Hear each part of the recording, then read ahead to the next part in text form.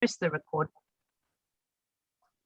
Okay, and I'm just going to go through a few slides just to get us going. I think it's the inveterate teacher in me, always putting things into PowerPoint. So I'll just quickly open up some slides and get through some key points. So there was our title slide.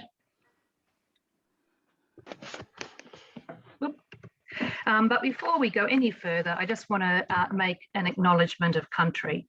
I'd like to acknowledge the traditional custodians of all the different parts of country we might be zooming in from today. I guess I'm thinking particularly about Australia, but we do have some friends from different parts of the world. So thinking about the traditional and Indigenous custodians of the country that you're from as well. For me, I'd like to acknowledge the Boon Wurrung, the Wadda Wurrung and the Wurundjeri of the Kulin Nation, who are the traditional custodians of the land where I live and work, and who have cared for its land, its creatures, its waterways over countless generations. I acknowledge and celebrate their voices and their leaders, past, present and emerging. This land that I'm standing on today was never ceded, and I acknowledge the ongoing and complex suffering that colonialism has caused. I'm determined, we are determined, to seek paths of communication and repair in both our personal, professional, and indeed in our creative lives. Okay, I just also want to say a little bit about Liquid Amber Press. Tonight's event is hosted by Liquid Amber Press, which is a new press which I'm involved with, Pauline and I are involved with, and it focuses at the intersections of poetry and the visual. So, there's going to be different ways of thinking about that, conceptualizing that, but we'll talk a little bit more about that later. So you'll know our website because you will have registered through that. Do like us on Facebook if you're a Facebook person, and the email address you've been interacting with Pauline on is the info@Liquid Amber Press.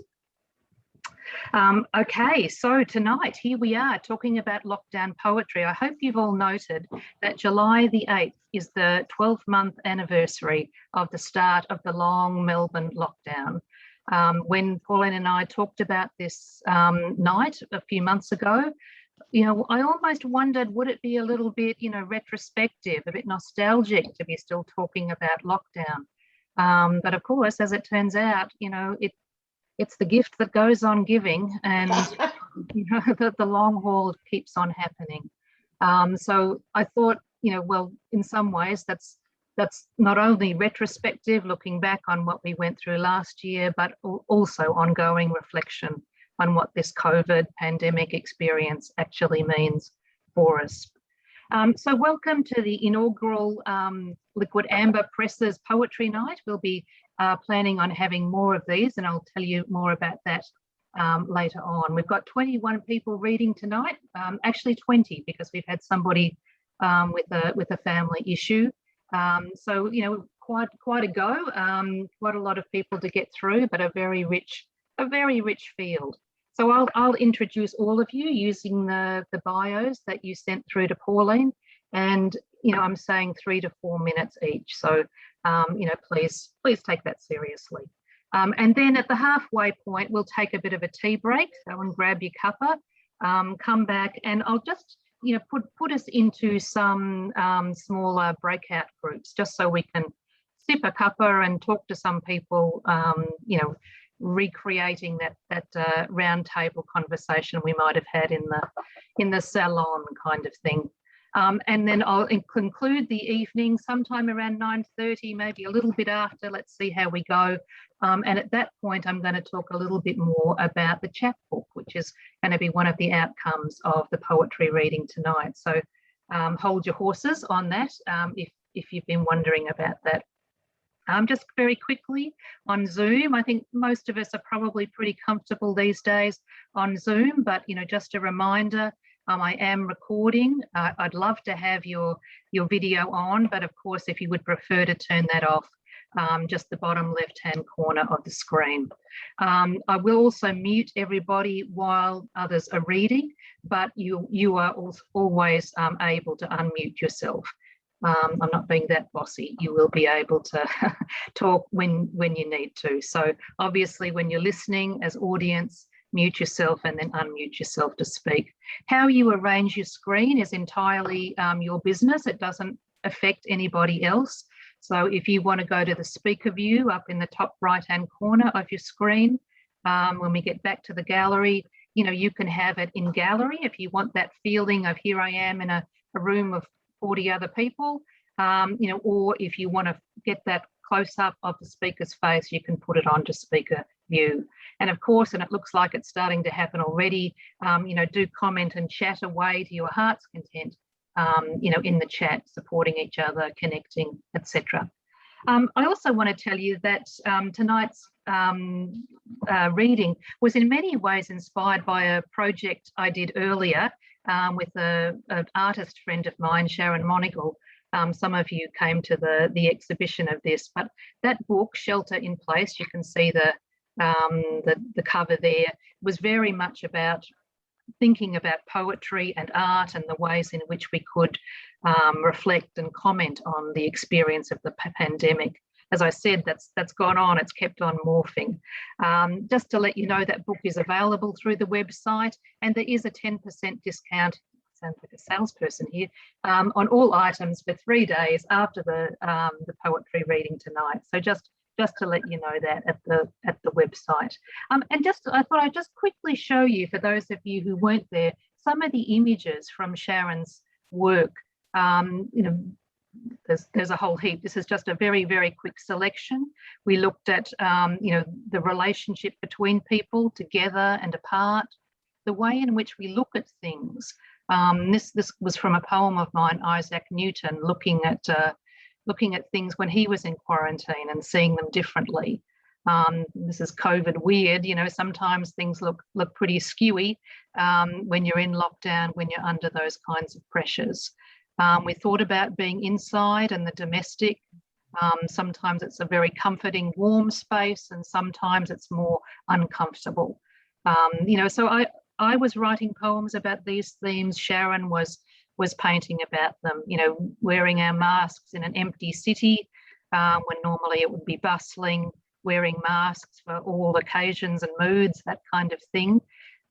Good old Dan and the numbers, that sense of collectivity in a way. Everybody tuned in at 11 a.m. every day, for those of you who weren't in Melbourne, listening to the premiere, giving us the lowdown on the numbers. Lots of introspection. I think in many ways, one of the things that came out of this project was a sense of, although, who would want a pandemic? Nobody. But one of the unexpected gifts was this opportunity, I guess, for reflection and introspection, that does actually change things. And, this notion of actually contemplating something different, living in a different way. Sharon is an artist whose work you can find on Blue Thumb. Whoops, hang on, come back. So there's her deal. But I just thought, just to get us going, I'd read one of the poems from that book, which was based around this painting. This is a painting done on cardboard when it was harder to get, go out and source canvas. So this is, you can see some of the remnants of the cardboard underneath this work. Anyway, this work, Isolation Makes Me. So let me read you the poem to warm us up. Isolation makes me nervous, at the edge. How will I be? Who will I be without you all? I am telegraphing these feelings to you, hoping they get through, safe in your own living rooms, waving across the street. Listen. Something terrible is swirling under our closed windows. It's sticking to grocery bags, our unwashed hands. An array of patterned masks waits on the kitchen bench, and I'm stretched thin as linen that's worn at the knees to unpatched airiness. And when I look in the mirror, I am naked, and afraid, and my heart is too exposed. If you look this way, you can see its precarious beating, its scarlet squeeze and push. Isolation makes me slow right down. So I'm thinking about you in front of your mirror, thinking about me, and this weave that stitches us together, even when we can't touch each other's paper skin. Isolation opens me like a scalpel, like a deep dive into cold, tannin dark water. Isolation makes me something different. Okay, all right. Well, let's get out of the sharing and get into the business of listening. Okay, so first up, we have Davina Bedford. So Davina, here you are. Let me introduce you. Davina is a model. She's many things: a model, an actress, a newspaper executive, all in previous lives. She moved to Sydney from Melbourne, reinvented herself into a photographer, writer, and poet. I love that. Won International Women's Day Art Prize at the Tap Gallery for several years in a row. She's been in group exhibitions. She had a solo show late in 2019 in both Sydney and Melbourne. Got in quick there, Davina, before we all got locked down. She made comedic kitchen and beauty tips as Domestic Debbie. I think there's a story in there, and has read her poetry around clubs, cafes, and venues in Sydney. So over to you, Davina. If everyone else could go on mute, I'm handing over to Davina. Well, thank you, Rose. It was lovely. I'm in Sydney, in Alexandria. So I would actually like to acknowledge the traditional lands of the Dawawul Nations people and pay my respects to elders past, present and future. And I've written so many lockdown poems because I've been in and out of Melbourne and Sydney, and I've pretty well had them all. So, but this one I wrote early in the piece, and I'm not even sure if this is the one I sent to you, because I actually tuned in last month. I'm topsy-turvy, I'm all over the place. I thought we were doing this last month, so I sent you one. I'm not even sure if it's the same one, but anyway, this is my last year's early lockdown poem.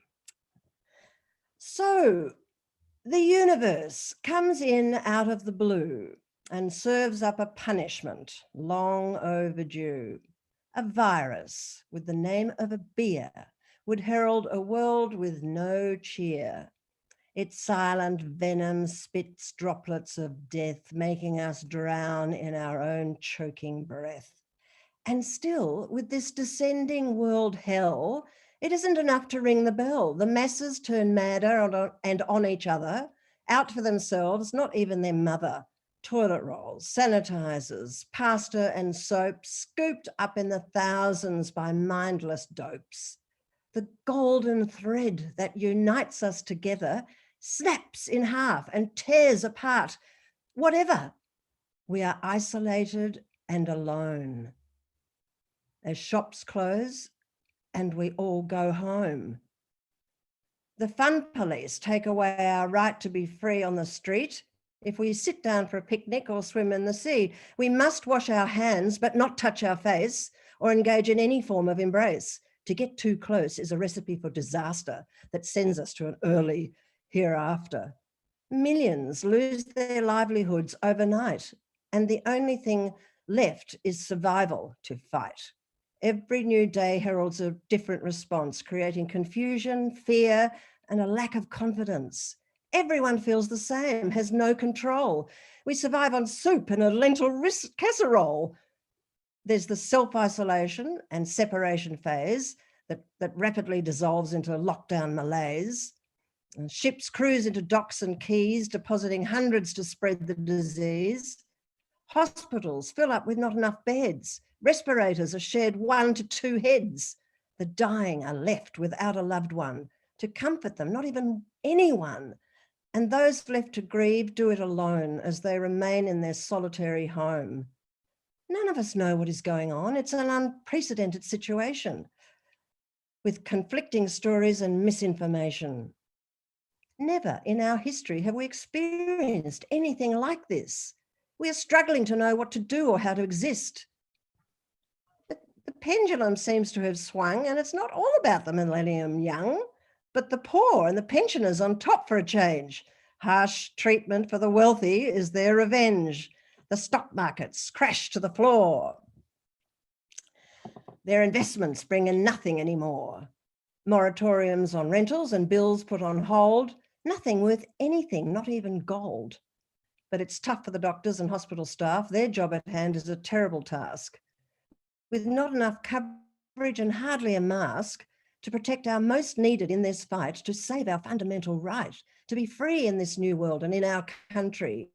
So we sit and wait and watch it all glumly. The corona COVID conspiracies are doing the rounds with nothing concrete to substantiate their finds.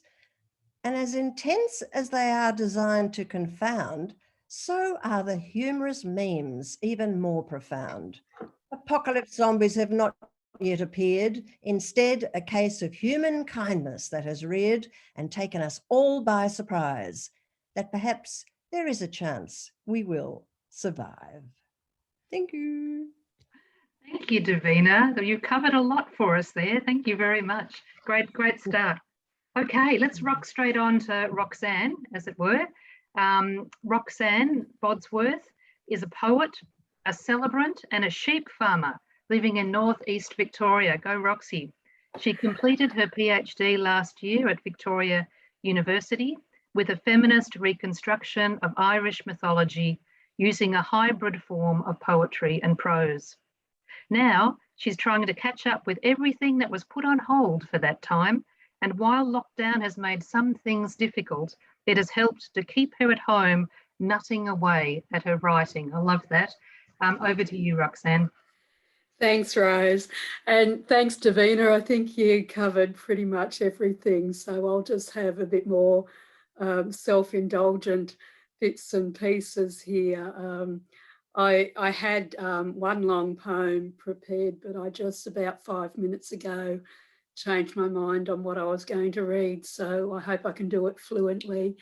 I am coming from Pangerang country. That's where I've made my home. And I acknowledge the elders of this land and particularly the Pangerang people, and of one of our elders, Freddie Dowling, has just recently passed away as well. So a special acknowledgement to him too. So this first poem that I've got is called Honeycomb.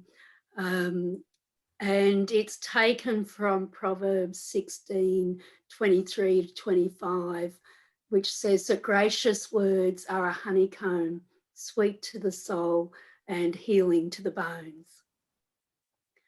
I want to repeat those words over and over until my body is honeycombed with sweetness, until my bones are healed, not honeycomb porous, but strengthened by honey, like the tree that holds the hive and protects the honeycombed interior, like a woman protects the child within her womb. The 16th proverb tastes sweet to me, and I yearn to let its healing suffuse my soul, turn the sour notes to sweet, so I can in turn be gracious. Let no word of bitterness pass my lips, no recriminations or pointed regret. Let everything become better, illness melting into flowing honey, tasted with the peculiar pleasure of natural grace. Sun-warm solace to replace what had been. I will not speak of what has been, because now I feel my soul infused with honey, and flesh, bones, breath, heart, made strong and whole by gracious words that spill from my life, flow until the world is honeycombed, sweet to the soul. Now, the next poem that I've got is not quite as sweet. I work a lot with fairy tales and mythology, and this one, when I was reading the story of Hansel and Gretel again, and it occurred to me that that was in a time of extreme hardship where they were debating what to do with the kids. So I wrote some advice to Hansel and Gretel. If you hear your father in discussion with your stepmother about ditching the two of you so they have enough to eat, ditch them first. Don't worry about filling your pockets to leave a trail homewards, not with pebbles or crumbs. It's not a home you want to return to. Get in first. You know where the axe is kept and have learned well how to wield it. Get rid of them. Hide their bodies in the outhouse. Nobody will miss them, as nobody would have missed you if you had been led into the heart of the forest. Run the farm yourself, you know how. You've been doing all the chores since you could walk, and you won't need as much to stay fed as those greedy sods with their pillow talk.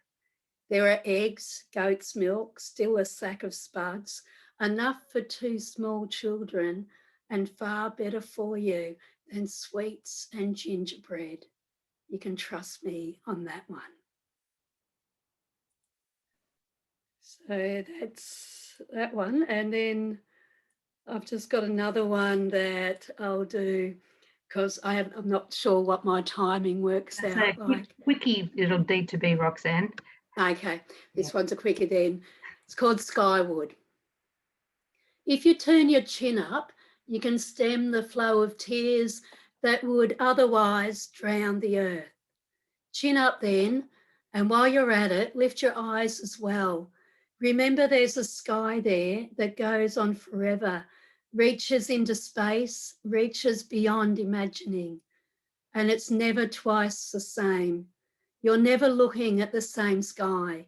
It changes from minute to minute, clouds drifting, moving, colour intensifying or washed out, depending on the atmospherics and the time of day or night. The colour of the sunset predicts the weather. The colour of the dawn gives it all away. The colour of the night, well, that's when you can reach into outer space, imagine other worlds, watch satellites in constant movement, bright lit bees looking for pollen. And when you point again your chin to the earth, cast your eyes downwards and weep. The starlight trickles out, wakes the world. Thank you, Roxanne. Fantastic. Very enjoyable. Okay, we're going to move on to Julia Prendergast next. I think, Julia, you're out there somewhere. Yes, Julia? Excellent. Okay, so Julia Prendergast writes short and long form fiction. And she's a short girl. She's given me a short bio, as much she could say, but she hasn't said it. Increasingly, she writes very short hybrid works of prose. And I suspect we're going to hear one of those hybrid works tonight. Over to you, Julia. Thanks, Rose. I begin by paying homage to Australia's original storytellers who remind me that storytelling is about acute listening. Thanks to Rose and Pauline for facilitating this gathering. Such a privilege to be hanging out with all these ace poets. I'm going to read a very short piece called Time. And while it's not directly about the pandemic, I guess so much of what I've written across this time has been about time. So, time. I look up at the wooden clock face. I'm seated on the carpet with the other children. Our teacher moves the clock hands manually, explaining how time works, the big hand and the small hand, sometimes wide apart, at other times close. Time is always moving in circles, she says. She looks out of the classroom window and I look too. I can see the shifting gum leaves like tongues. Turning back to the clock face, she takes hold of the ticking hand, spinning it so it touches the small black lines around the edge of the circle. She passes me a real clock. Listen, she says. I hold my breath and listen to the clock's whispery heartbeats. We barely notice the second hand, she says, but it is there nevertheless, moving time forward, tick, tick, tick, softly, like a paintbrush, she says, stealing another glance outside. The gum leaves sweep the window pane in soft gusts. She shifts the big hand to a quarter past. See how the small hand moves, she says, when I shift the big hand. She looks at me directly. Time is a circle song. I tap it on my knees with my paintbrush fingers, looking into her eyes. She says, when we get to half past, it becomes something to, rather than something past. 29 minutes to, and so on, she adds. I raise my hand. Can it be half to, I ask, instead of half past? No, she says, and sighs. But I wonder. At 2:30, you are on your way to the hospital to have your stomach pumped, and I'm sent to school to learn time. Later, you are crisp and new clean in your bed, and you explain, not about the pumping, about why it was necessary. I glare at you with 1:45 eyes. Years later, I understand. At 2:30, my baby's head is crowning, and I say, get out, get out. The midwife says, nearly there, honey. Don't push, breathe. I'm inside out. I can't tell the midwife that breathing is automatic like a TikTok song.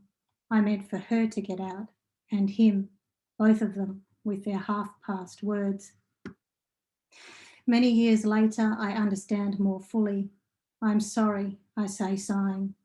You're dead, so you can't answer. Nevertheless, I hear you and feel your breath against my cheek. 2:30. Your words marking time. Thank you. Wow, thank you, Julia. Really appreciate that. Fantastic. Okay, let's move on to Michael Leach. Michael J. Leach, no less, lives on unceded Dja Dja Wurrung country and works at Monash University School of Rural Health. Michael's debut poetry collection, Chronicity, was published by MUP in late 2020. So he is really a COVID baby. So over to you, Michael. Thanks, Rose. Tonight I'm sharing some of my poems from Bendigo's Pandemic Art Exhibition and the journal Burrow. So this one's WFH. Worked from home, washed, filthy hands, weathered, free to air, horrors, wandered from happiness, worried for humanity, waited for horsemen, woke from haze, whistled for hours, wandered for walled habitat, welcomed forgotten hobbies, web searched family history, wished for help. Next one's called Reflecting. On Australia's epidemic curve of new COVID cases, considering how it concerningly climbs to its climb, acts before descending death defyingly to lower levels, while threatening a second wave. My next one's called Unconditional Love in the Time of Coronavirus. This one's in loving memory of my mother, Judy Leach, 1953 to 2020. Everything changed near the beginning of this dire decade. Most notably and excruciatingly, I lost my beloved mum between the first and second waves of COVID-19 here in Victoria, Australia. Her unconditional love now lives on in artifacts, fond memories, and her spiritual gaze her unconditional love sustained. Everything changed near the beginning of this dire decade. There was a necessary addition to my family. I picked up a cavoodle pup between the first and second waves of COVID-19 here in Victoria, Australia. His unconditional love now manifests in tail wags, frenetic licks, and a knowing gaze. His unconditional love sustained. Lastly, winter waves. A second wave of COVID-19 floods northwest Melbourne. Melburnians wave goodbye to transient freedoms. Colleagues wave goodbye to each other at the ends of VC meetings. Sound waves undulate from TV speakers into the canals of pricked ears. Human waves around stadiums arise only in memories.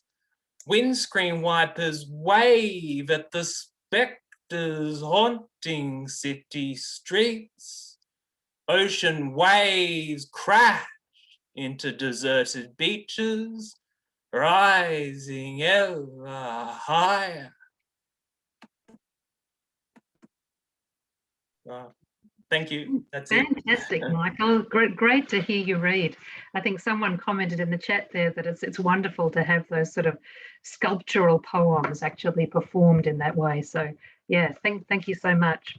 Okay, Christine, you're next. Christine Burrows originates from Aotearoa, New Zealand, and currently lives on Dja Dja Wurrung country.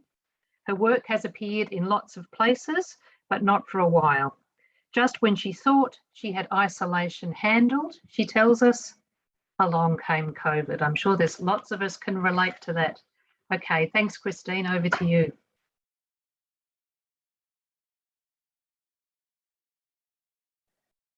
Christine? Do we still have Christine? Yes? Christine, are you on mute? Okay, Just down. not anymore. Not excellent. This first poem's called Deft Touch. Like the warm sigh of cumin in pumpkin soup. Like the pulse surge when your locked down son appears grinning on Zoom. Like a flash memory of your mother's eyes, brown and brimming with troubled love. Like dawn dreams of a long gone lover's drowsy kiss on your back. Like new moon fuzz leaking silver through night cloud, like an abstract mural of the sun glimpsed through foggy train windows, like the drop and lift of rainbow lorikeets shrieking the sky, like a slow exhale as you sink into a hot bath, like the soak of morning coffee on your tongue, startling as your first hug after isolation. Jasmine tendrils steal through filtered light, concoct mesmeric fragrance to unhold winter's wretched grip. Its swift sensory stab reopens the heart, unmasks hope.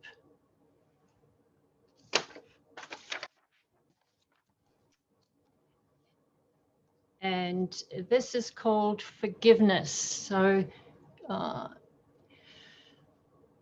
pretty self-explanatory. Brother, I resent your absence, but you'll carry the casket, contribute to the eulogy, talk him up, tell your go-to stories, more fantastical by the glass. Sister, I'm vexed by your choice. Is the drone of a funeral mass more bearable than the gasping grunt and baffled eyes of our dying father? Dad, I forgive you, your careless regard of me, my life. You loved me most when I laboured for you, appreciated me as an economic unit, useful. My child hands were expert at attaching milking cups to bursting udders and birthing lambs, untangling in utero the braided legs of twins. Your hands, too big by far. Or lugging irrigation pipes across chest-high wheat paddocks, my brother barely visible above nodding green stems. These hands now help you navigate your final days, wipe macerated food from your chin, your mouth, clothes, tuck the pink, fluffy blanket up to your neck as your lungs struggle for air and your mind slips again.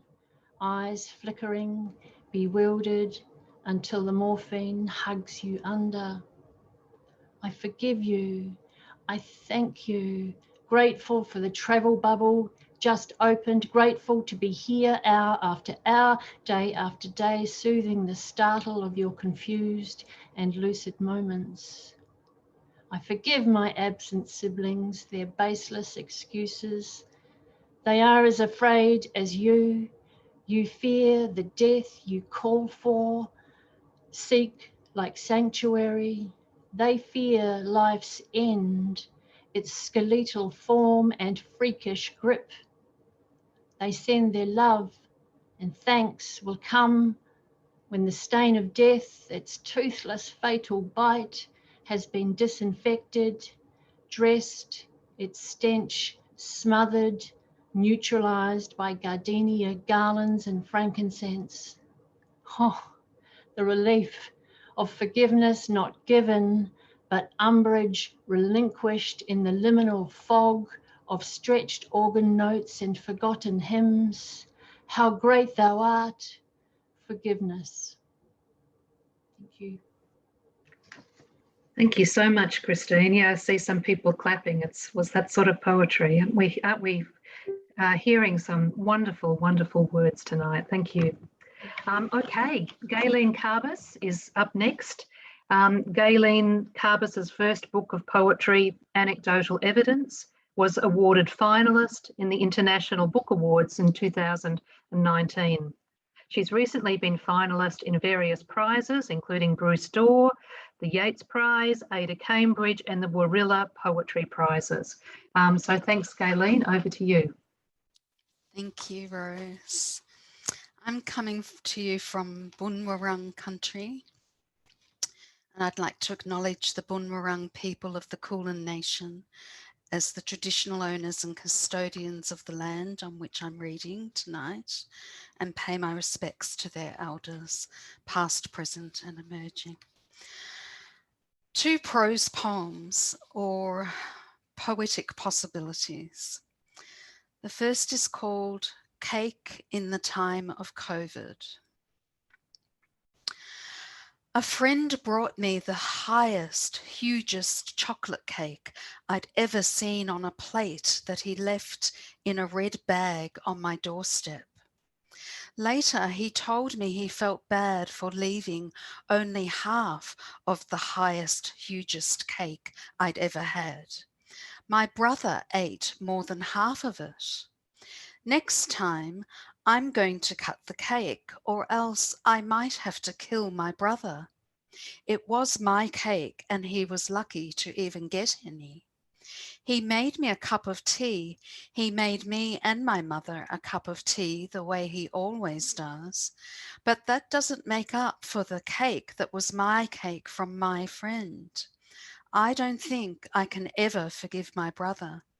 But as they say, life is long and life is so short, and we will see. My second piece is called When the Plague Comes, Who Will You Be With?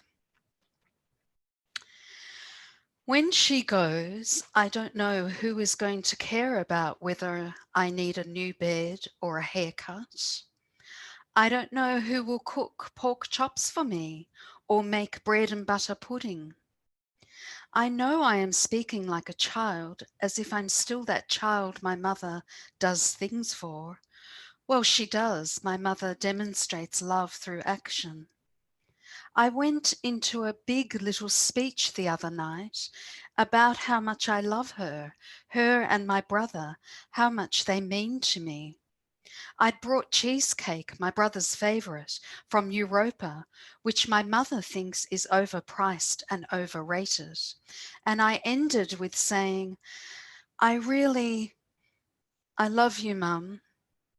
And she was at the sink with her back turned and was silent. And then she said, then why didn't you go to Ferguson's? I don't know who will make me laugh without trying. Who will make me start crying if they cut off from me, the way a single word or look from her can still have that power. I can't imagine waking up knowing she's not here, though sometimes I practice as if that will make it less painful. Yesterday, I brought up the cases of coronavirus that had been at the Alfred, and my brother said to our mother, you have to go though, love, your eyes are important, you have to have your injections. And my mother said, yeah, but it's no good if I'm dead. Thank you. Thank you, Gayleen.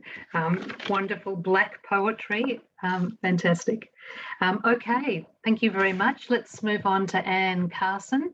Anne M. Carson's most recent publication is The Wonderful Massaging Himmler, a poetic biography of Dr. Felix Kersten. She has initiated a number of poetry-led social justice projects. She performs with Muse Poetica, and she is a PhD candidate at RMIT. Thanks, Anne. It's so lovely to be here, and thanks to Liquid Amber Press and Rose and Pauline for hosting, and yeah, to be part of this inaugural occasion is wonderful, and I wish the press all the best. So this poem was published also in an inaugural, this was the inaugural Burrow online journal, and thanks to Philip and Gillian Hall. It's called Physic 2020. Today, it's a dose of sunset light delivered at dusk. Be still and let it do its work.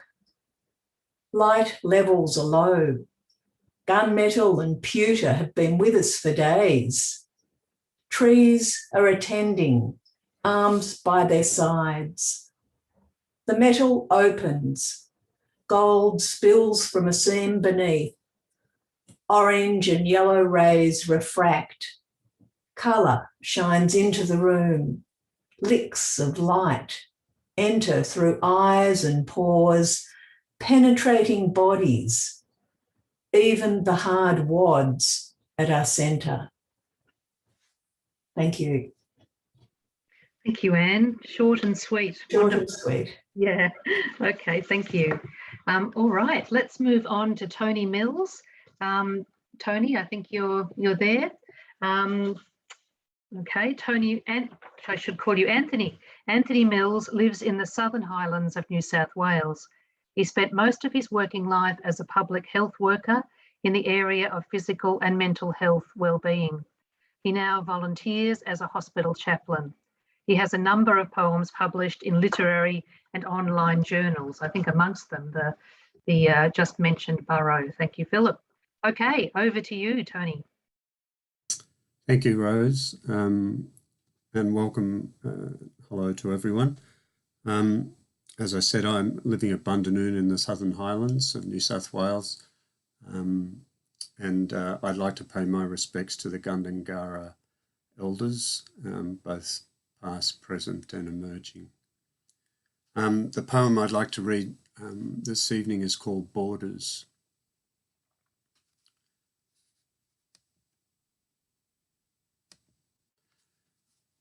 Used to unbreakable days, the city loses its mind from pestilent air sluicing along rutted roads and paths, sagging tram lines. We no longer cross borders openly. In a sudden shuffle of the world, Anxiety posts sentries along every escaping highway. Flush-faced police, huddled under the paralysed sunlight of winter, patrol the marked tower doors of the dispossessed. Sealed in our houses, netted by knotted strands of panic, confusion cracks voices. Our faithless prayers run in dead whispers. Crafting their words in syringes of assurance, level-voiced politicians lean in close to our screens, their faces a landscape of stone. In care homes, silence becomes more silent. Withdrawn from our lives to the distance of memory, the age signal goodbyes at windows. Enlarged by the tricks of fading light at dusk, shadows grope along fear-furrowed lanes. Things lose their shape and darkness becomes deeper. Thank you. Thank you, Tony. Thanks very much. Wonderful.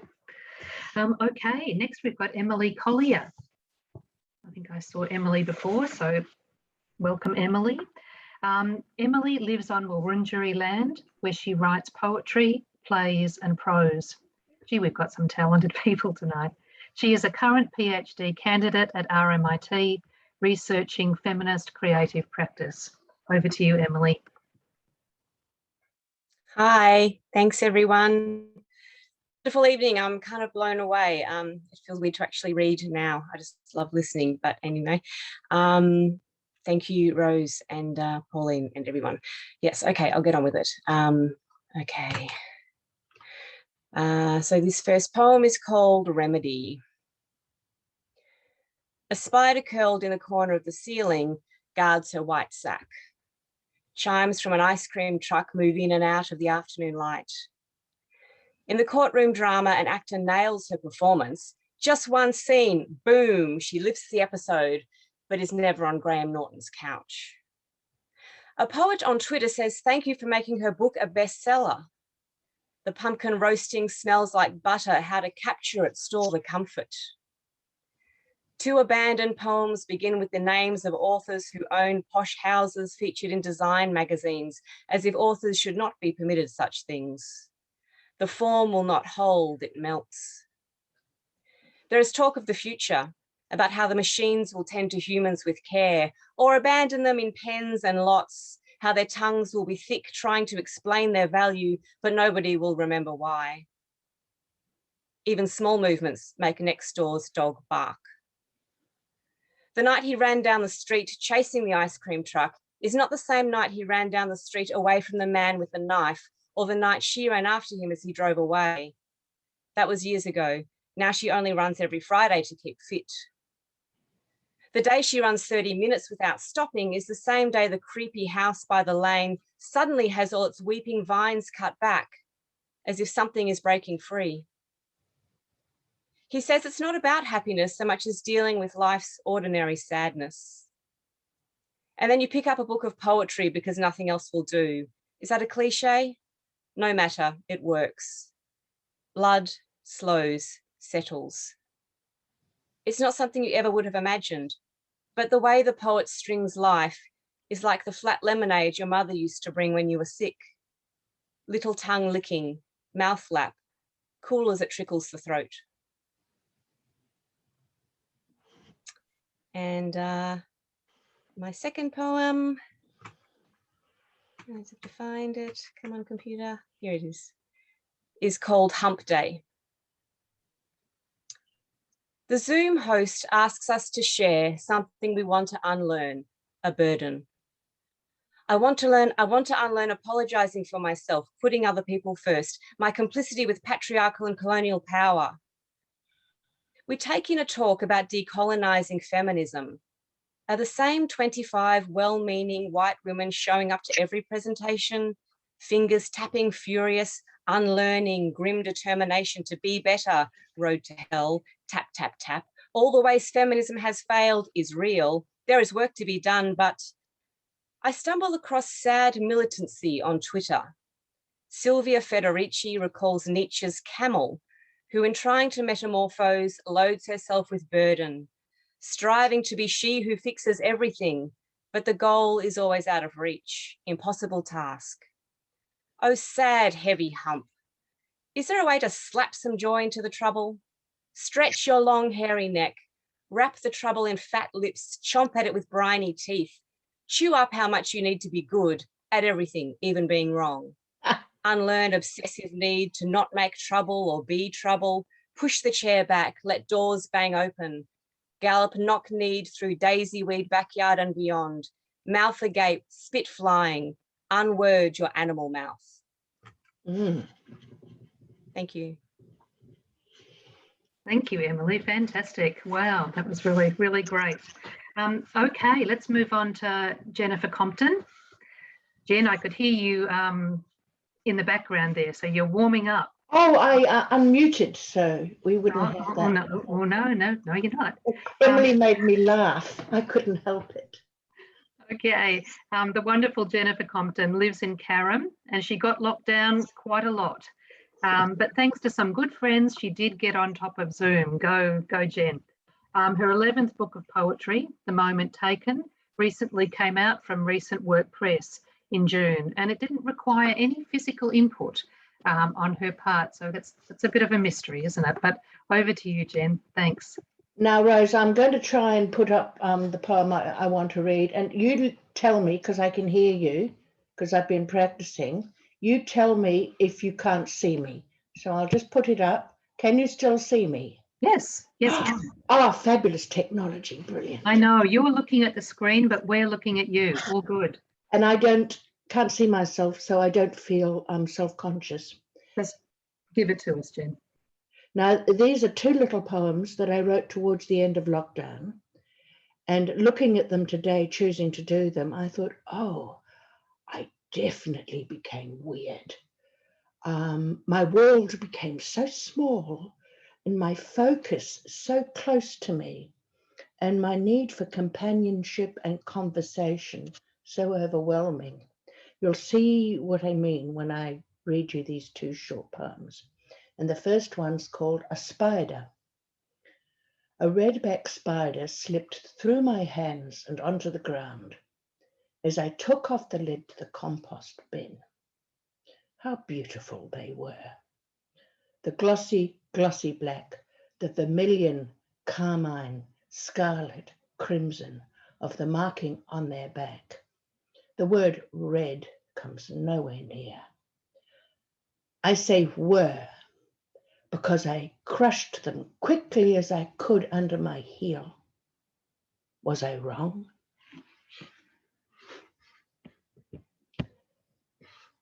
And I'm just bringing up the second one, which is called A Speaking Butterfly.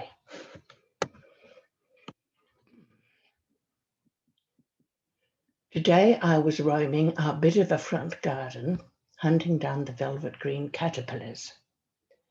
Usually I grind them in handfuls under my heel, but today I was barefoot, so I mashed them to a paste in the soil with a sliver of cast-off stucco, quickly.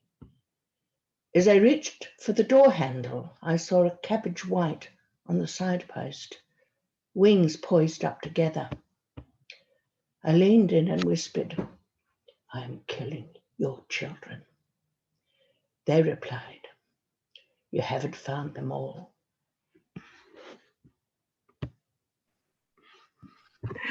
Thank you, Jen. Fantastic. And I think you commented on Facebook recently that the garden was the world, or you could just about find whatever you needed in the garden. It seems to have become my world. Yeah, wonderful. The microcosm.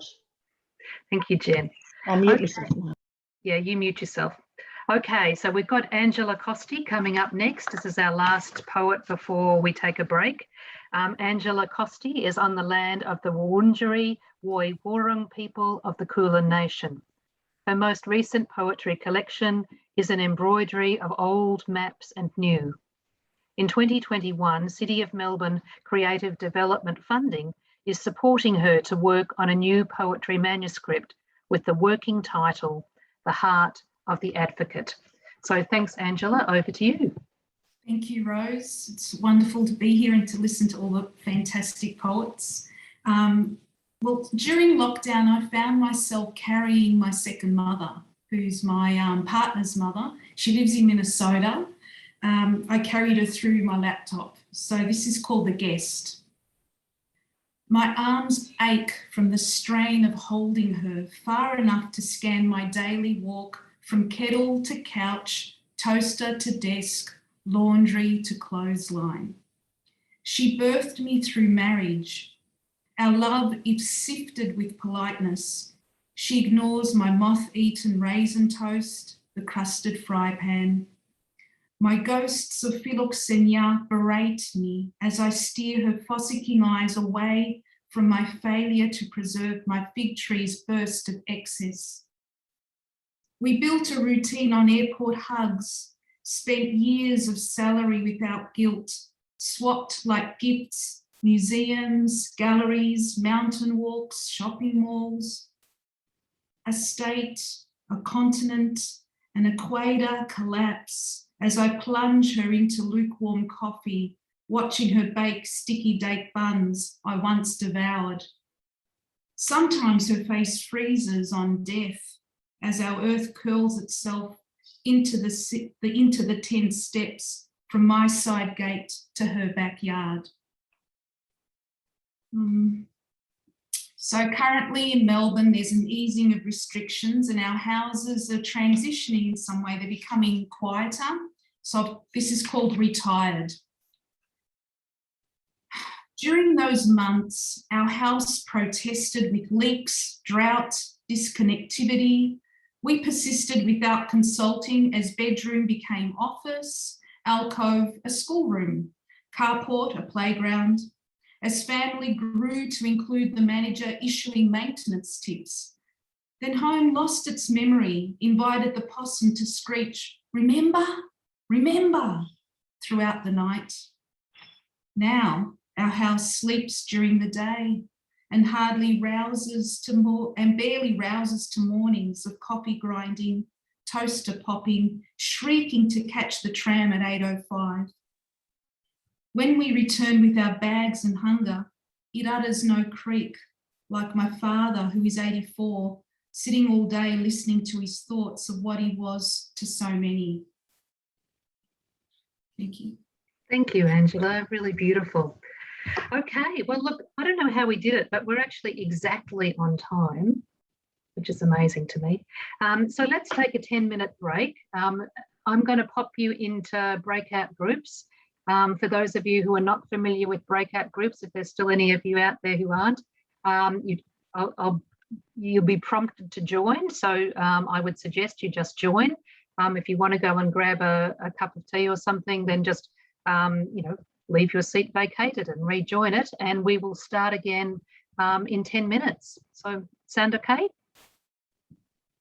Okay, let me do the Doctor Who thing and send you off into deep space.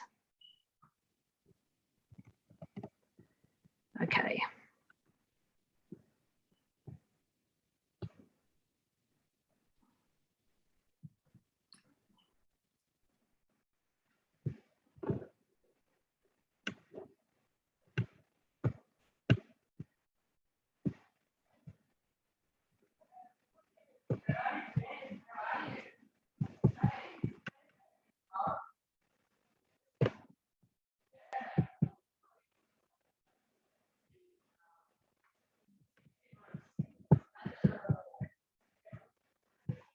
I'm just wondering if we don't. You guys getting prompted to go somewhere, or are you, or not?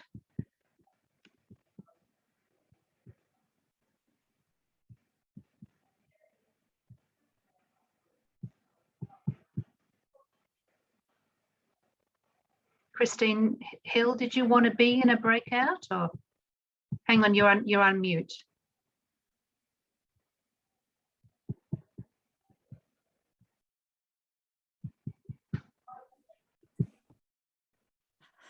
Sorry, I'm just writing you a little note. I'm sorry I have to leave now, but thank you. Oh, okay. All right. Oh, that's thank you.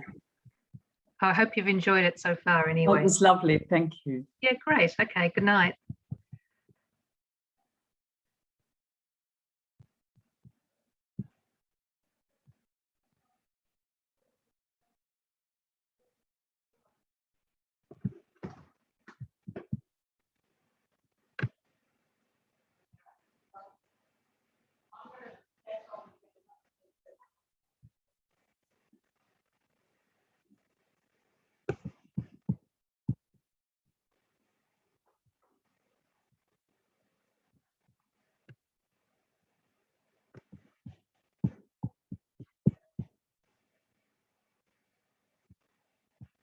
For September. So, which is cool. Oh, when are you scheduled to leave? So that was, oh, okay. Just said recording in progress. But I'll read the note that goes with the poem and then I'll read the poem. So, and if I have time, I'll read a very, very short one, but we'll see how we go. Let me just put the timer on. Okay, distant calculations.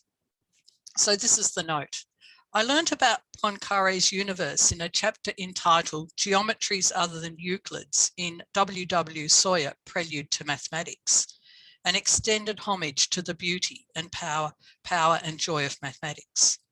French mathematician Henri Poincaré, who lived from 1854 to 1912, had described a kind of thought experiment about the mathematical and physical rules that would apply in a two-dimensional world contained in the interior of a circle. So I reference that universe in the poem, and the italicized words terrible beauty in the poem are borrowed from Yeats, Easter 1916, but transferred to the novel Coronavirus in 2020 and its material entanglements, political, social, economic, biological. And part of the background to the poem is that I have, one of my sons is in France, and so we've had that distant meetings, or, well, we do it anyway, but more particularly during COVID. And yeah, so, and he's a mathematician. So it's called Distant Calculations. And I guess it's a series, it's a 7-part prose poem. Spill of a son's held hand and mind, tuned by number to code that dances in centuries from east and west, maps silent imaginaries and stars, hardly a tangible. 2. He left for France, not with trench helmet or tin cup, but thought of graphs, planar pedestrians, and Douglas Adams. Our 70s science entangled with silly walks and Poincaré, whose fantastic lack of a dimension seems like Britain's script from Monty, who skip hops away. 3. A circus clown cannot fly. Lockdown has me climbing Lombardy past Vendesi signs. My partner is playing table tennis across language in the sun. From Milano to Gare du Nord, the slow train is skirting worlds. 4. In midwinter Melbourne, the tour ascends Le Mans. Chateau and woods reel by. They are easing something in me as the novel strain extends. 5. Sunday night Skype, the lads just out of bed, breakfasting and well. On boardgamearena.com, we play 7 Wonders. Science is mapping the limits of viral arithmetic, such terrible beauty. 6.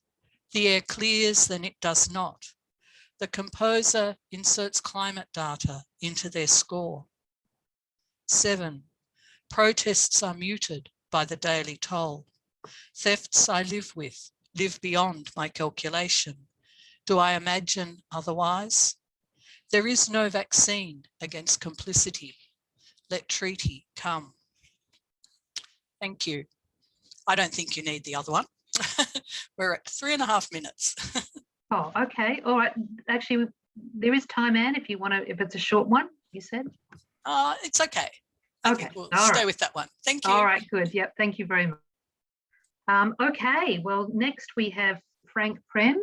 I think, Frank, you're with us. I am. Excellent. Frank Prem is a free verse poet and storyteller. He lives, works and publishes in Beechworth, northeast Victoria. His newest book release is titled Sheep on the Somme, and it's a picture poetry book utilising images taken during World War I. Thank you, Frank. Thank you, Rose, and thank you, Pauline, as co-organiser of this. It's wonderful to be here and to be participating. I started writing about COVID approximately the day after I stopped writing about the bushfires. I seemed to go from writing disaster to writing disaster. So these two poems are from very early on in the COVID period and in my writing of COVID. The first one's called COVID, I Don't Think So. Did you hear? Can you believe it? Surely it can't be true. They're closing all the libraries, shutting down the schools, trying to cordon off the airports to make sure no virus can walk through. A new section of the newspaper is titled Corona. COVID number 19, and already I think I hate it. I think it a loathsome thing. Did we not have enough to get through without this panic of the plague? And I wish, I wish I could believe there is anyone knows what the hell to do, but somehow I don't think so. And another piece from early on, this is Stella's song, Getting By on Plastic. I live on the welfare line, get my money through a plastic card. No gambling and no alcohol allowed. But if my shop happens to sell beer or those scratchy lottery cards, my welfare plastic is no good there. I live in a little town, not much choice about where I can go. Now they're going to put me into quarantine, some kind of self-isolation, and they'll pay me a little bonus, or at least they'll pay my plastic to see me through the hardship time. Well, that's nice of them. The government, this government, is kind. But the only shop in town that sells no alcohol and no lottery cards has run out of groceries. And I can't use the bonus to wipe my sorry ass or eat a can of governmental good intentions. I've got a couple of packets of potato chips, some doughy bread and runny butter, and chicken nuggets in the back of the freezer. I live very small, and I guess I'll survive it. Thank you. Thank you, Frank. Fantastic. Much appreciated. Great. All right. Well, let's move on to True S. Dowling. True is a poet, a performer, an editor, and a writing teacher for Bendigo TAFE and for Victoria Uni. Her poetry has been awarded, read, or published in Australia, Ireland, the UK, and USA. And her verse novel, Butcher Baker, His Story Maker, was published February 2021 by Birdfish Books. Thanks, True. You okay there, True? Maybe you're on mute. There we are, sorry. No, excellent. Thanks, Rose, and thank you, everyone. So enjoying the poems tonight. I'd like to acknowledge the Dja Dja Wurrung and the Tangaroong people within the area that I live, on whose land that I live, and their elders past, present and emerging. And Valet, a special Valet to an extraordinary poet, Ro Marriott, who just passed last week at 88 years of age from the Goulburn Valley Writers Group, an extraordinary poet. My poem is called Confinement, words written in 2020 for my grandson, Hunter. And I'll just acknowledge a couple of quotes in there from T.S. Eliot. 18 months, weeks, days on this earth, already a lifetime in him, an undiscovered space I will write about, his giant steps through my jungle garden, larger than plants draping his path, on the nature strip as he runs towards my car, the only thing between him and me and the road. My days fold into nights like a shroud, carefully prepared, then shoved underground. The plants grow wilder. Spring rain whiffs of verdant decay, beckons a walk, though my limbs grow heavy. I see him by video now, rolling on the floor, climbing over couches, tripping in his backyard puddles. Confined to our hearths, last summer's infernos drag their ash and smouldering shadows. They creep up our walls and into our guts and hearts and heads. We are the hermits in the jungle of their barren lands. Eliot's words burn. Because I know I shall not know, under the brown fog of a winter dawn. How long? 8 months, weeks, days? I had not thought death had undone so many. We grow into our thoughts, which are others, which are others, which are a long way into the jungle and the jungle. Yet I linger in this spring breeze, bristled with half-lost memories. A new animal, a horse penned in a paddock, a mouse named Grief, scuffling about the undergrowth, weary of plague, the rumours of escape. We navigate the edges and crevices of our confinement, differences stuck in the sludge of our sameness. Notes, a code from my chest. These pages where ink and ache and absence squeeze space from the shape of words, just as his are beginning to form. Oh, well, the first last words he utters in the last visit we shared, when I held his small, warm weight for the first time in months, weeks, days on this earth.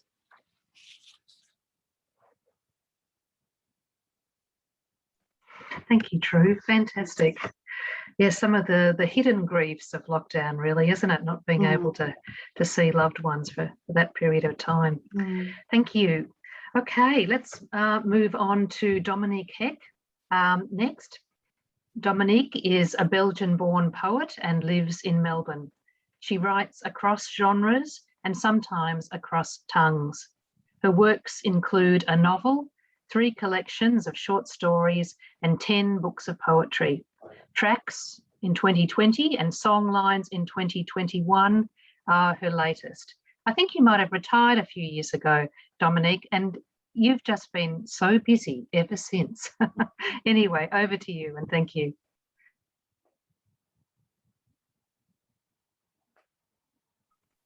Dominique, are you still there?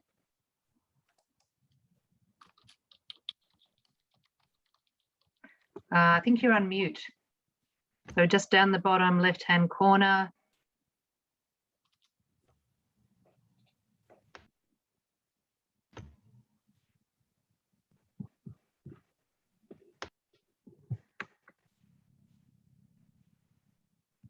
Any luck, Dominique? I can see that you're still in the room, but I can't, but you are on mute. So you will have to unmute yourself. So Dominique, I'm sorry, so sorry to interrupt, Rose, but Dominique, it's Julia, and I just saw that you unmuted and then you muted yourself again. So if you just click it once, but be careful not to double, that's it, now you're on. Thanks, Julia. Am I on? Okay, it's a team effort. Okay, so Dominique, Thank are you so you much. there? Well, Okay. I'm the queen of technophobia, so thank you so much for that introduction, and it's lovely to be with you. Yes, so I'm going to read 2 poems. One, which is an early poem during the pandemic, and one which was written a bit later.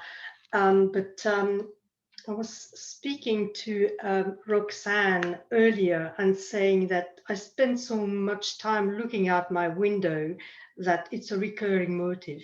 Anyway, the first one is a prose poem called Nomadic, and it was published in 100 Words of Solitude, edited by Simon and Philippa Holloway last year.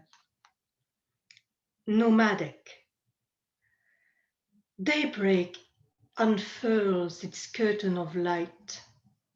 Sunshine turns away from your window. You become a nomad. Walk towards the edge of the civilized world. Set yourself apart. Look for the real on the edge of insanity.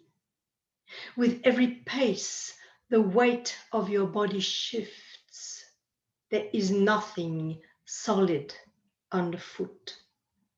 You try chasser with and without port de bras. A leap, legs tremble, find balance. Your feet pick up the dance, ascend wordless climbs. You climb down when night falls and you come back in your body. The house will dissolve and run as the virus roves across the globe. And the other one, towards the shore. Cold bites, breath dissipates, gossamer mist nudges the window pane. Sky low over Melbourne. The sun wears a corona of grey that keeps it away from the day, like a foreign body swathing so intimate it blinds. I fumble for the shape of a poem. Pelting rain. The wind dies. Ink spills. This is how the eye unwrites itself from the poem. The sky won't fall for all its broken lights. Waves of wheeling spectral spokes follow you like a sailing dream. Open the window. Float past your life. You could go along a straight line for light years.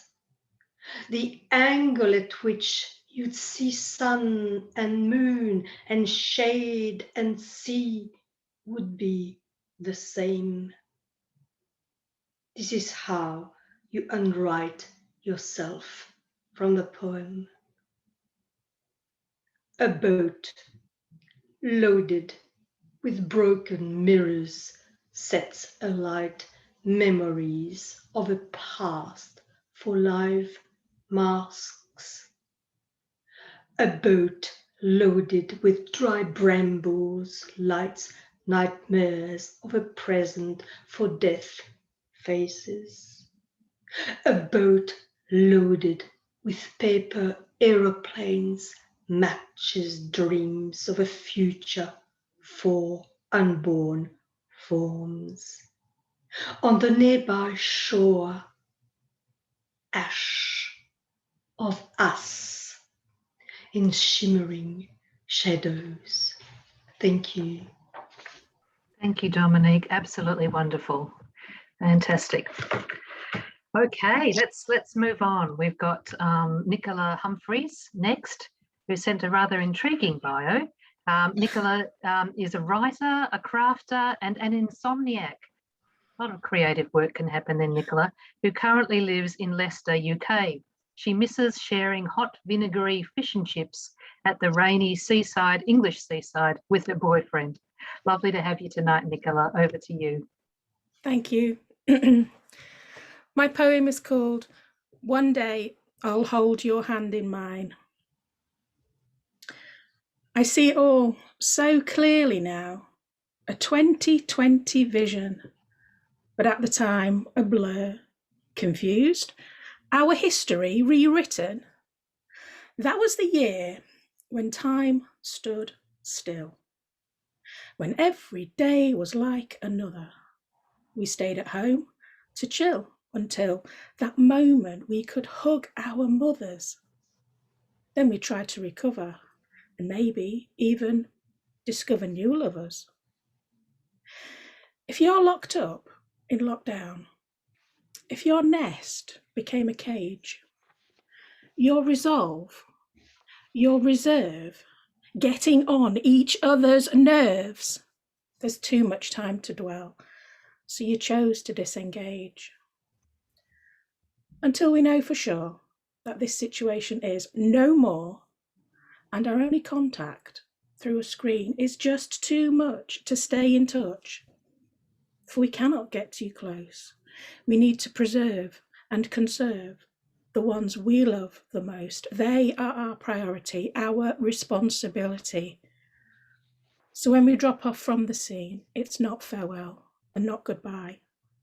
Like a carousel or a boomerang, we will be back around again. There's a routine of hygiene that keeps us clean in quarantine till the vaccine lets us reconvene. Life may never be the same for us, so please don't take us to task if we hide our smiles behind our masks. It's my front door. One day soon, I'll hold your hand in mine. Then we'll walk those roads together. But just for now, we'll bide our time and talk whenever, no pressure, about the weather or other tethers that keep us close to our home. Thank you very much. Thank you, Nicola. Wonderful, and good performing skills to keep on going through the doorbell. So who'd have thought it? Who'd have thought? Exactly. There you go. Thank you. Thank you so much. Fantastic. Okay, our next poet tonight is Simone King. Simone is an emerging poet and editor living on Wurundjeri land in Melbourne. Her poems and reviews have been published in poetry anthologies, online publications and journals, including Rabbit, Plumwood Mountain, and Right Now. Simone co-edited What We Carry, Poetry on Childbearing, which was published by Recent Work Press in May 2021. Okay, Simone, over to you. Thanks so much, Rose. And thank you so much, Rose and Pauline, for this wonderful night of poetry. I'm zooming in from Wurundjeri country tonight, and I thank Wurundjeri elders for their custodianship of the land that brought me great solace during lockdown. This is a new poem I've just written on the weekend, reflecting on a particularly tense part of last year's extended Melbourne lockdown. It's called Lockdown Diary, Day 66. A dream shatters, helicopter slapping air inches above skin. Murky aquarium light, that vortex between midnight and sunlight. No traffic on Bell Street, no cargo trucks shifting gears. Silence but for the deep sleeping of the well-adapted. Inhale, exhale. Wired, beta waved, alone. Rising, I walk the dark, padding walls, past my daughter cocooned in cotton. Sit, open newspaper, skip article on rising case numbers, turn back to article on rising case numbers, eat tamari almonds, plead body to remember what it has forgotten, how to let go. Later, waking to rain thrumming against lichen and terracotta, soaking raw wood, weighing kangaroo apple leaves towards earth. Sour toddler breath warms my cheek. She stares through glass at concrete sky. My mind flits. Today's itinerary, painting, baking muffins, TV flashing, case numbers up again, a wet-faced woman sobbing, separated from her sick.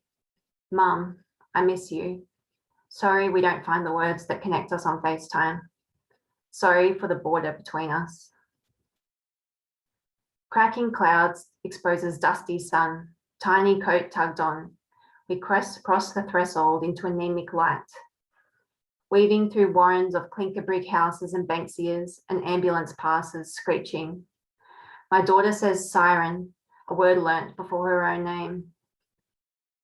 A cacophony, pile drivers grinding through basalt, turbocharged cars skidding on Murray Road, radio ad blaring. If you are looking for the perfect place to self-isolate, this is it. Striding northwest, we meet Edgar's Creek, step into bubbling over rock, lorikeets singing, honey eucalyptus smell, and chick blooms of early wattle. Cliffs layered tan, mauve, gold, with fragments of ancient bodies. Crinoids, clams, cephalopods, sea scorpions. This creek, not the same as yesterday. Molecules are fresh every moment. Rainwater to Edgar's, Edgar's to Mary Mary to Birrarung, Birrarung to saltwater. Shoulders drop, I exhale. Thank you. Thank you, Simone. And can I say, what an amazing thing to write a poem like that on the weekend before. I think that would take me a lot longer to create. So thank you very much. We really appreciate that. Okay, so the next poet to read is Stephen Smithyman. You out there somewhere, Stephen? Stephen is a retired school teacher living in Melbourne. He's published 2 collections of poetry and he's currently working on a collection of short stories. Okay, over to you, Stephen. I should say to the previous part, I'm living in Preston too. I'm going to read 3 poems. I want to read 3 poems, so I'm just going to go for it to get through them in time. Easter in the time of coronavirus. Easter arrives with cold and rain. The days are dimmer, shorter. The world begins its slow turn towards the solstice. The TV is full of the horrors of the coronavirus. Italy, Spain, and now New York. The third world waits, poised in the wings, an innocent, unprotected victim.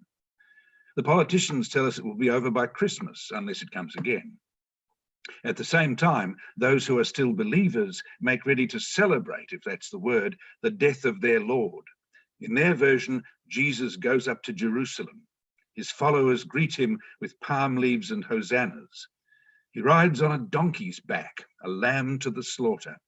He throws the moneylenders out of the temple, washes his disciples' feet, shares bread and wine with them, is betrayed and crucified. Dead, he rises again in glory. Nothing can keep him down, it seems, not even this world, with all its disease and corruption.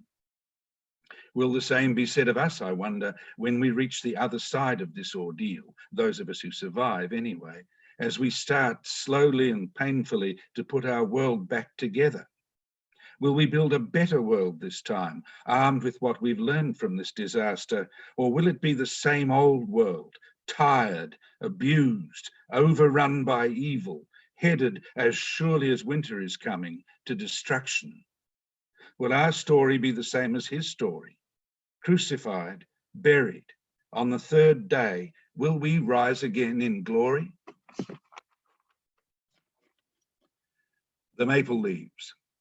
Walking across a thick carpet of leaves in the back garden between the deck and the Japanese maple, my favourite little pathway, the crunch of the leaves under my feet, red, brown and tawny, I was thinking about the maple and how all summer it kept us cool out on the deck with its thickly leafed, shady green. Now the season has changed, the leaves have fallen, the days have shortened, the weather has grown cold. We have survived the fires of summer, the coronavirus autumn, and now we lean into winter, uncertain and afraid. America is still up in arms about the murder of George Floyd. Masses of people take to the streets here to protest about Aboriginal deaths in custody. Democracy is in chaos. A second wave of infection is threatened. And come again it does. Right here in our own city, schools are closed, suburbs are declared hotspots, including our own. The virus comes home, so to speak, no longer far distant in China, India, or Brazil. Instead, it's here in our own backyard, like the falling leaves, like winter coming on. the man with infinity in his eyes. The lockdown continues. To fill in time, I go on Facebook, where I have never been before. I locate 2 old friends from 40 years ago. One has been all around the world saving the whales and protesting the pointless, cruel annual slaughter of the dolphins in Japan.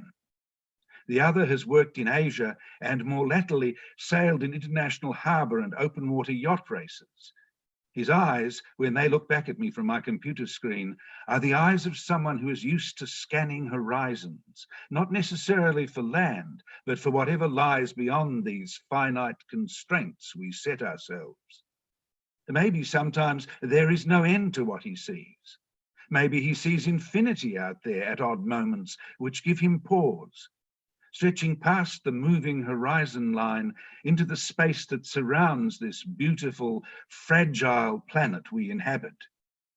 Maybe looking beyond is the point itself, just as we're all trying to look beyond this calamitous present where we find ourselves trapped by a deadly combination of disease, polarized politics, and environmental catastrophe to some future in which we could actually live. Thank you. Thank you, Stephen. Thank you very much. Very powerful indeed. Thank you. Okay, so we've got Michelle Seminara next. Michelle, I hope you're still with us. Michelle is a poet and editor from Sydney, so I hope you're doing okay up there in Sydney. Her writing has appeared in journals such as Cordite, Mascara, Jacket 2 magazine, Australian Poetry Journal. She's published 2 chapbooks, Scar to Scar with Robbie Coburn, and Hush, and 2 full-length collections, Engraft, and her most recent, only launched last week, Suburban Fantasy, just out from UWA Publishing. Thank you, Michelle. Great to have you tonight. Rose, thank you so much. Thank you to you, Pauline and Liquid Amber, for hosting this event. It's a very nice distraction from Sydney lockdown. I'm going to read a couple of poems from my new baby, Suburban Fantasy. They're not necessarily poems to do with lockdown, but you know, the book was created during that time. So the first poem is the first poem in the book. It's called North Facing, and it's a little bit feminist and feisty, just a warning. North Facing. This house has too many windows. Anyone can see in. It's one of those houses people stroll through the back door. They feel free. This house was not chosen by me, but by my husband and father, who pronounced it to be a fine, solid, master-built house, built by masters who morph into monsters. It opens benignly to the morning sun, turning in the right direction. I'm told I should be grateful. I am not, which makes me. This house has 2 stories. 2 stories, the downstairs unrolling like a fiery tongue. I was always afraid to be pushed down. But now that the opening is closing, touch wood, I've begun to write over the holy hole. We punched in the door of hell. They say suffering is good for you. I can't tell. This is not my home. I don't live here. I abide in the safe house my mind has constructed from wordwood. Only I can enter the back door. Others must knock. If I choose not to be home, I'm not. But here my face faces painfully outwards, overexposing its north-lit bits. Here there is only one room to hide in, one secret space in which to sit, and this gash of a poem, this is it. So moving on to another, probably even feistier feminist poem. The next one is called Suburban Fantasy, so the title poem of the collection. It's actually an erasure poem from a page of Christina Stead's incredible novel, The Man Who Loved Children. So it's very short, not very sweet. Suburban Fantasy. You maltreated my poor body, your savage love filling me with child, forcing me down on your filthy mattress, stinking with vile blood and roots. You know nothing, pack your things. This is my house, go. And on to the next poem is called True Crime. One thing I did do during lockdown was listen to a lot of true crime podcasts and start to give myself the heebie-jeebies. True crime. I've been consuming too many crime podcasts, have started locking the door, perceiving pervy neighbours and opportunistic strangers trailing silver semen on my windowsills and floor. On Twitter, a mother marks her daughter's inaugural public groping, while my own child crests the dangerous circumference of her imminent flesh, the world preemptively turning to troll her for its pleasure and perversion. It is a dark world in which we dare love. Lured by the luminal glow of the lifeblood of Martha Moxley, Ebony Simpson, Carly Ryan, Tia Rigg, Daniel Morecambe, Aniel Kriegel, Margaret and Sienna Tapp, I brood deep into the murky night over how it's usually men who, why so many women are, that our forsaken children must. And the last poem I would like to read is called Finis. I don't think I'm pronouncing that properly. So it's begun with a quote from Thomas à Kempis, The Imitation of Christ, which says, "Remember always your end, and that lost time does not return." And I did write this poem during our last lockdown in Sydney last winter. And unfortunately at that time, my beautiful Labrador was dying as well. And yeah, it felt to me that he was taking on a lot of human grief. He died of heart failure. So, Finis, for months you watched perplexed, perhaps wondering why we walked and played less, or why I wept and drank more. Then there were those dark soul nights spent baying in the back garden at the stars, the flawed organ in your vaulted chest somehow pumping powerfully enough to sustain us. But as you ebbed, I failed to notice your stiff gait, your listlessness, the insidious cough as your lungs began to fill with a foamy tide. And by the time I found time to seek help, you were too far gone, your heart swamped with human grief, unfathomable, even for you. Thank you. Thank you, Michelle. Wonderful. Really appreciate that. Okay, I'm going to read a couple of poems just to conclude the reading for this evening, and then I'll talk a little bit about the chat book. So just a couple of poems. I think, Frank, you mentioned about actually I should remove the spotlight of Michelle. Yeah, there we go. You mentioned about the fires that so immediately abutted, you know, the experience of COVID, and I think, you know, we thought we'd had our fill of you know, ecological disasterama, and then you know, something so totally unexpected happened. Anyway, this poem is called Red, and it's subtitled Malakuta, New Year's Eve 2019. You can think back to that terrible time. This is from the book, Sharon's and my book, and there was a suitably red painting that went with it. Red. In a small tin boat, a boy steers into the oven of a day. A new year steeped in the eeriness of a swirling, dirty red. A tradesman's mask over his mouth, his nose. The acrid stench of smoke still permeates, stinging his eyes, squinting in midday gloom. He finds a resolve in his skinny body he had only ever glimpsed before. It heads him away from the tinderbox of shops and streets, his own waiting home, and into the lapping of grey ashen waves, away from the rolling orange, red, black creature that is coming voracious over hills, pulling at treetops and roofs, sucking summer into cross currents of furious wind. A contagion of fear crackles the length of the jetty, catching families, holidaymakers. They clutch children, dogs, water bottles, and wade into the shallows, gasping in scorched, thinning air, realising suddenly that what is precious comes down in the end to a very few things.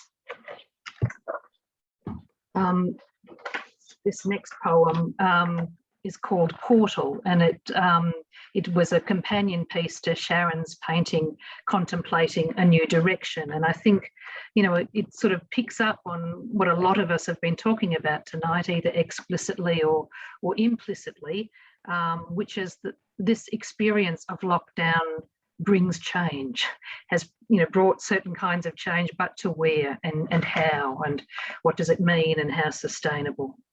So Portal, you're not quite through, but there's somewhere to go.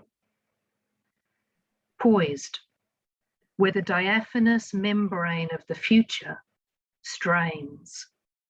It pushes back, shielding deep reservoirs, a holding pattern of stasis, where the drive to move and change, maybe release, nevertheless pulses like a tide forward. I am here, paused, feet catching on fear, its razor hooks, then light-headed, launching the moment's torn gossamer threads, trailing like blood or stories in the thin air of possibility, rushing past me, hands smoothing the roar of time, filling my mouth, a language I can't yet speak. No key, no promise, no going back. And I'll just finish the evening on a poem rather neatly written on New Year's Eve 2020. So there you go. There's a certain kind of neatness or synergy for you. And this poem is called Year of Breath, December 31st, 2020. All this long year, its cramps of anxiety, its rolling replications and blows of grief, its assaults on the body, or the building of its quiet routines while we all stayed home and step by stumbling step found different ways to think about our lives. All this strange year, the battered world has kept on breathing, even as we see writ large the fragility, the sometimeness of this respiring machine, the always risk of catch, choke of tightness, the certain knowledge that the small currents of this one body will one day falter, breath whole, empty, washed away in other widening tides. Okay, wow, we've been the full gamut, haven't we? Let me just in concluding, I just want to talk about the chapbook concept. So I'm just going to share the slide again, if you'll bear with me for a moment, just because it will make it a little bit clearer. So obviously we've had a huge wealth of work that we've seen tonight. Whoops, where do we go? Yeah, here we are. Okay, all right. So we've had a huge wealth of stuff read. What we would like to say now is, you know, let's harness this. Let's really get some of this wonderful stuff together. So, you know, really opening to, you know, primarily readers, I'm imagining, but I know there was some folk, you know, who didn't get an opportunity to read tonight. So, you know, if there's someone in the audience that would like to submit too, that would be great. We're obviously not going to, it's a chapbook, we're going to, you know, have a limit on how many we can publish, but I'm going to ask you to submit up to 3 poems each of no more than 50 lines. And if I can, you know, narrow it a little bit, to say the poems should deal explicitly with lockdown or some aspect of the COVID long haul. And I know that's where it gets fudgy because, you know, a whole lot of experience happened in the COVID long haul. But anyway, we do want it to be a book that does explicitly reflect on the pandemic experience. So a pretty quick turnaround. Leaf out of your book, Julia, if you're still with us. Get it down, get it into us, and we'll get back to you quickly. We'll make a decision by September, and we're planning the launch, of a fine quality chapbook on the 20th of November, which is a Saturday afternoon in Melbourne. So sorry for those of you who are not in Melbourne, but I think it would also be nice for those of us who can to actually meet. So, please send that through to info at Liquid Amber Press, as you have been doing. So we look forward to seeing your stuff. And then I just want to look ahead, because we've got excited about this concept of having poetry nights. And so we're going to do some more. Sarah, are you still with us out there? You want to unmute for a tick? Hello. Hey, Sarah, great you're still here, because on the 23rd of September, we're going to have Sarah Rice, Canberra-based poet, as our feature poet on that evening. So it'll be a slightly different mix. Tonight was very much a themed evening, as you could tell, but the next session we'll have Sarah as our feature, and we'll also be interested in hearing from you for open mic. So again, if you're interested in open micing, get on to Pauline at info and let her know, or take your chances on the night if there's a spot available. So that's going to be great, Sarah. I'm really looking forward to it. Excellent. We're glad to hear that. For those of you who know Sarah's work, she really does absolutely work between text and image in all sorts of ways. Do you want to say something about that, Sarah? Or? Oh, I think it's just a wait and see. But yes, basically word and image, putting the two together, just like your wonderful fine books, which I can also recommend for people to jump onto that Liquid Amber website and grab some of those. I've been really enjoying them. That's a perfect thing to do during lockdown. And I'm really looking forward to sharing some of mine next time. Thank you so much, Sarah. And don't forget, there's a 10% discount for the next 3 days. So, I mean, wow, who can resist? In fact, there it is. There's a reminder. There's everything that you need to know. And I think, Pauline, you've put everybody knows what the website details are anyway, because you've registered. Okay, so we're going to leave it there. I think we're pretty well on time. So thank you very much. This was our first poetry reading night. If you've got any feedback, we would really love to hear from you, because, there's all sorts of things that you think of, but there might be some things that you don't. So please let us know what's worked, what hasn't worked, and, we'll keep refining. So thank you, everybody. I'm going to stop the recording now.